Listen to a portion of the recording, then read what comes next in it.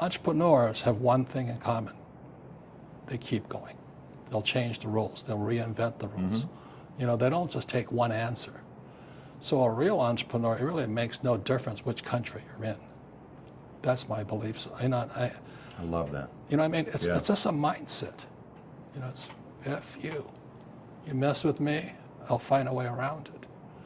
You know, I have a friend, he's multi-family rich guy from France. And, you know, France is as communistic as it gets. 75% top line for $1 million earners. Yeah, but that's why he lives here. Yeah. So he started buying vineyards in Napa and Sonoma.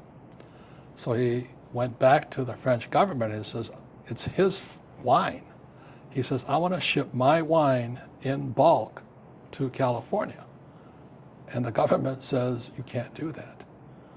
So this is the French government saying you can't ship Yeah, it. and here's the guy, I think he's 5 generations, you know, French wine guy. This guy is an entrepreneur. He says, okay, I can't ship him in barrels. The guy goes, yeah. He says, okay, I'll ship him in bottles. So he bottled all of his stuff.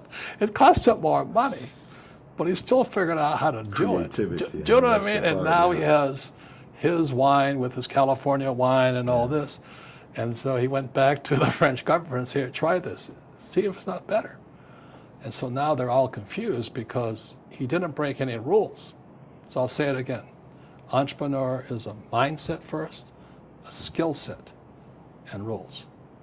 And depending upon whether you're an employee or a small business, the rules are different. The mindsets are different. The skill sets are different. So the Midas Touch is 5 things you must remember. Number 1 is the thumb, which is strength of character. You fail, stand up, don't lie, don't cheat, don't just stand up, own it, keep going on. Strength. This is focus, you know, the index finger. This is where I'm going. And I talk about how I went to flight school, you know, preparing to fly in Vietnam. You know, people are shooting at you, you still got to stay focused on your target, even if you get killed in the process. This one everybody knows. This is what you stand for, you know. So Donald stands for the absolute wealth. And what I stand for is very simple, financial education. Keep it simple, you know, teach people to manage their money. So I stand for that, and I don't ever get off that track. The ring finger is for relationships. If somebody is struggling financially, be it a company, a country, or marriage, it's because you have a bad relationship.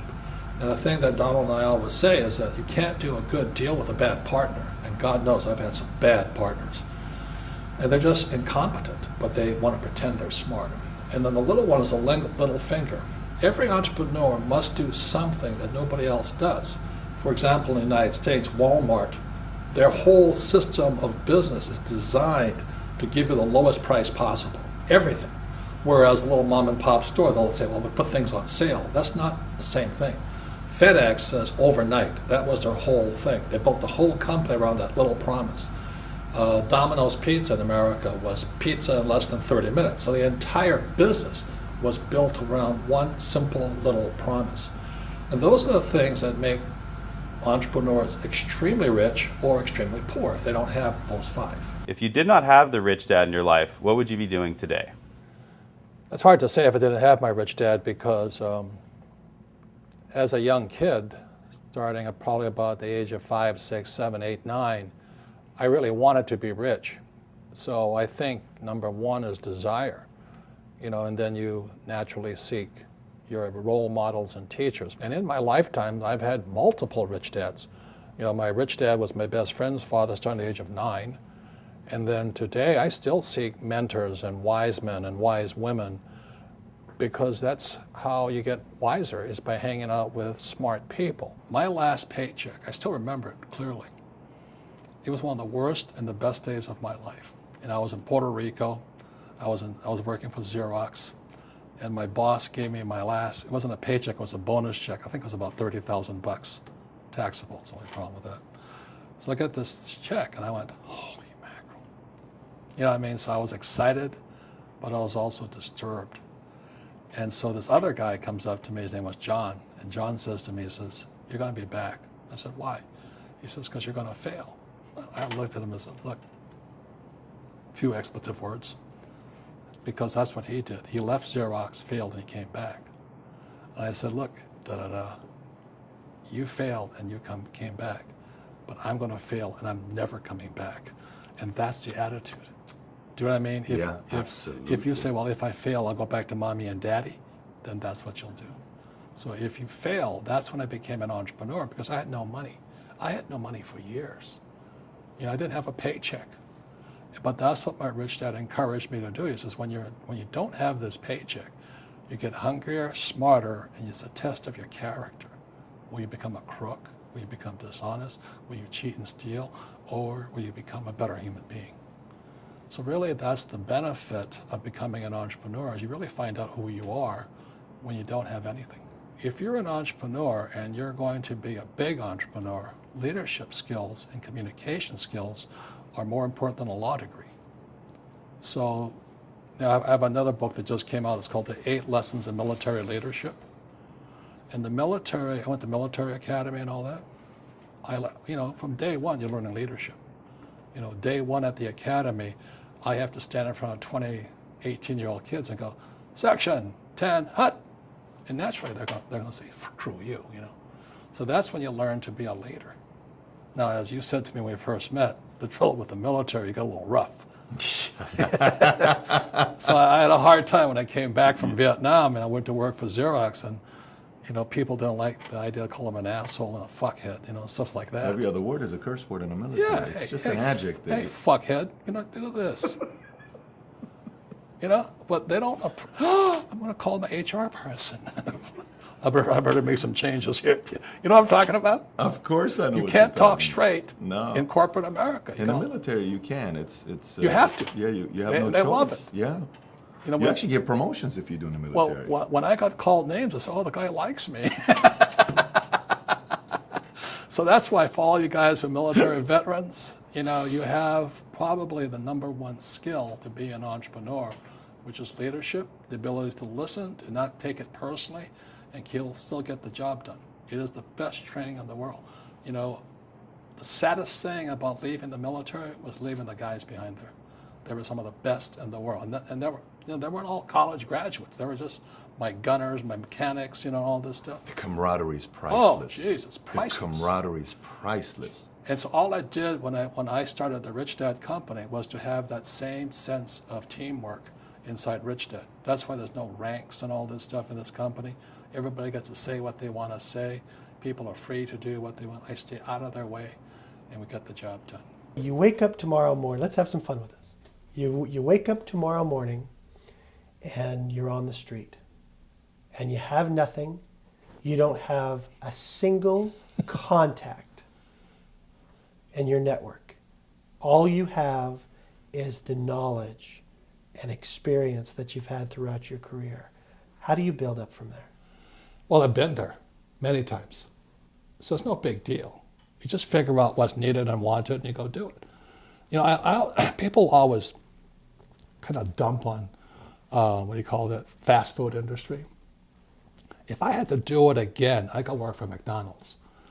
And the reason I go work for McDonald's, whether it's $7 an hour or 15, I don't really care. I don't really like McDonald's food, but they have the best business systems in the world. How else can a company take virtually non-college educated people and build a fast food industry across the world? And they have the best system. So right inside little McDonald's, you can learn everything you need to learn about business except for the management side of it. So I just go work at McDonald's so I can learn even more. So I look at life as learning.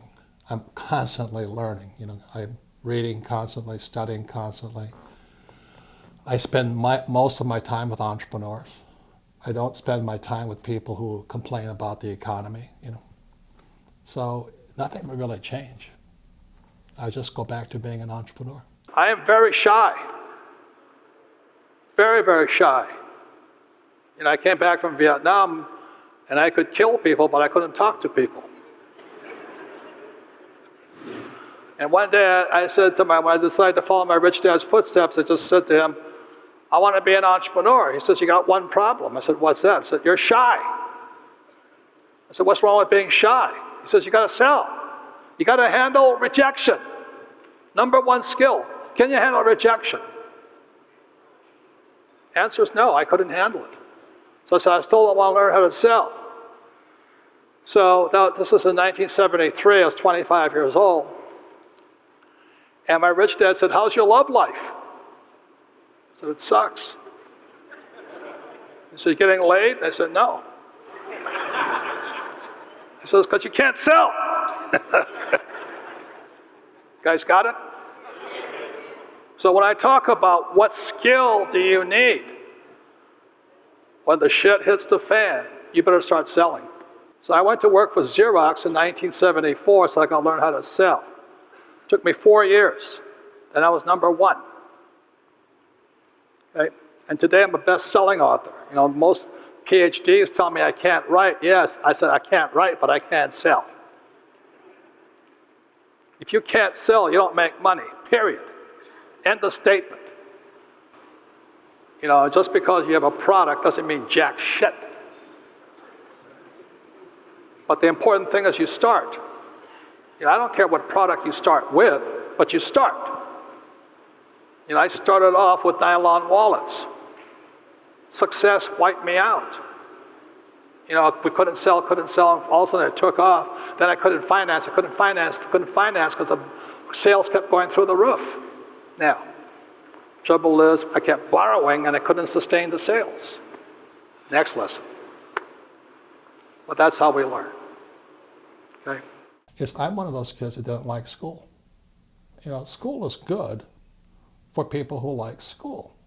But here was my poor dad, head of education, PhD, on the governor's board of Hawaii and all this stuff, and his kid, me, and I'm flunking out of school because I can't read, I can't write.